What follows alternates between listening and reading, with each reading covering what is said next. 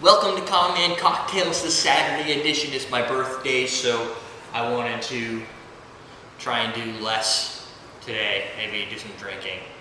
I don't know. So age 36 and I'm still going. Every year this seems to happen. So good day. So what I'm going to do, you want to check out my present for my kids? I built it last night. This is the Lego, what is that, the Black Pearl? Pretty cool.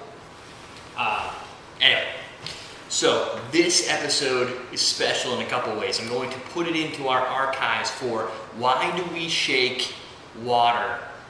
Why do we shake ice when we're making a cocktail as opposed to just dumping? Let's say we shake it and then, or strain it rather, and then dump it into our glass. So people have been asking, why do you bother to filter this out and pour it over fresh ice? Why don't you just use the same ice that's in here because it's already there? And the answer I've been giving is twofold.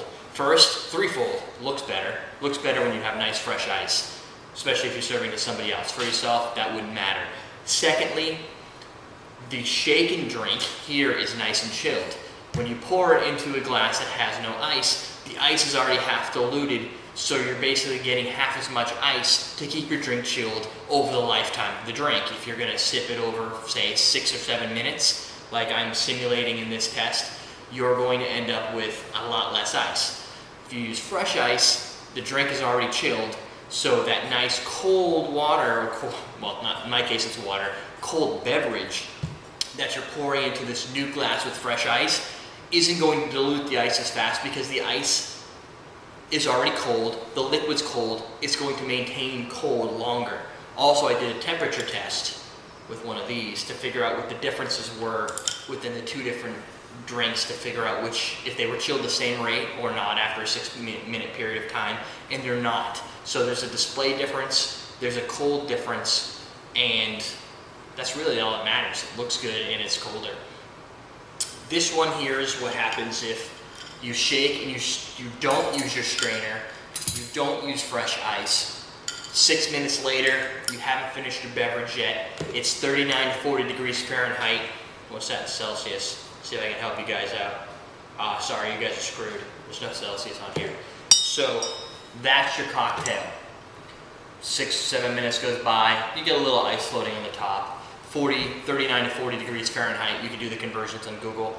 This is what it looks like at that same period of time using fresh ice, where I strained what was in effect ice like this through our strainer from our Boston cocktail or cobbler shaker or whatever over fresh ice.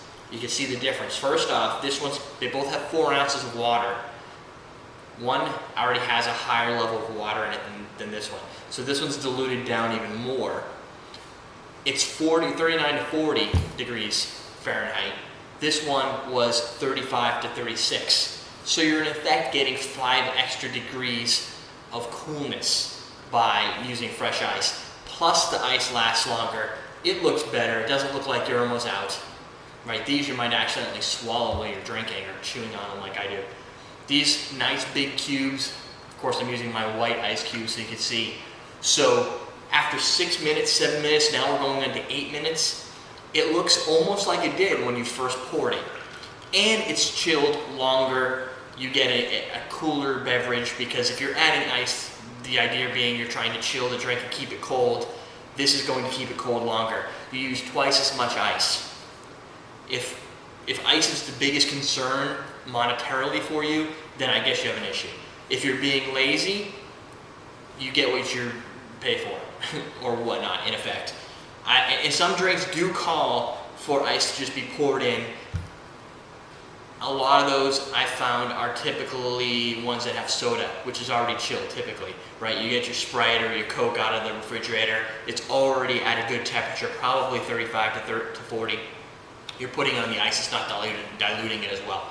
Second and last factor, if you're making a vodka cocktail and that vodka's been in the freezer, the ice, regardless of the method, is probably going to last longer because it's not going to get diluted down from the warmer vodka.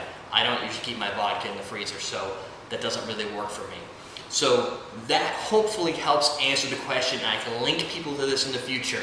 Remember, if you use fresh ice, your drink is colder. you have less dilution. You do want dilution because that helps bring out the aromas and the alcohol. It breaks the bond from the aroma molecules and the alcohol molecules and lets them flow into the air. Smells nice. So you've got presentation, nice chill, and a longevity for your cocktail. You can sip it over a longer period of time. You just pour that ice from your shaker into your drink. You have smaller ice nuggets. They're not going to last nearly as long, higher dilution, and the drink is warmer in the end. So there you go, there's the difference right there. Not too much, but it's obvious on the dilution level. There you go, we're done. Special Saturday episode. I don't have anything to show you for .com, but you can go to everydaydrinks.com, teach you how to drink, or shake ice, whatever.